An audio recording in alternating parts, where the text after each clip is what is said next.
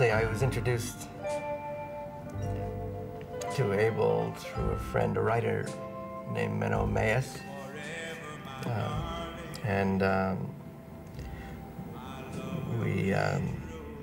We started talking about doing a film called The New Rose Hotel, William Gibson story.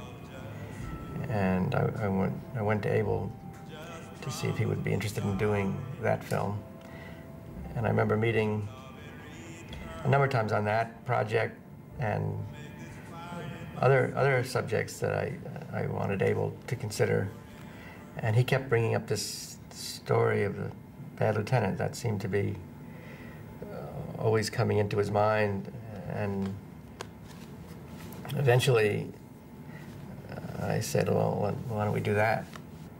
I remember Harvey Keitel trying to convince me to do the film, threatening all kinds of things if I didn't. At an early point when he first wanted to do it, saying, you know, he was going to hold my son hostage unless we did the movie. He was so committed to it. And then we had just raised some money out of Japan from a company called ASCII, and I was able to commit to do the film without any need to go anywhere else. I mean, Abel had such a great command of not only the medium, but the production process. He was able to put together a team and shoot in the heart of Manhattan. The film was made for $800,000 because of Abel's ability to work within the New York community in his own way, and he did a brilliant job. He stole a lot of shots. In other words, it was scenes where a camera is basically positioned incognito, in a car or in a place so he could shoot in real space without having to pay for extras or license. His approach is very unique. I mean, he I think creates a very social environment in his own way. The community of the film goes beyond the set. So I mean, the party continues till late into the night, and starts somehow bright and early in the morning. He drives himself to physical exhaustion. The craziness of the behavior does not actually affect the filmmaking, which is very intelligent and controlled.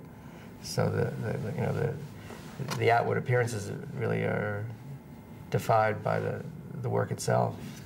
Harvey, he's a fascinating fellow. He has a strong point of view about a lot of things, but also a brilliant talent. He was totally into the character, well before the production began. It was an easy process because they got along so well, and Abel was able to direct him without any debate. We recently wanted to do a film with Harvey, and the film was made, but Harvey ended up deciding not to do it because he and the director didn't see eye to eye.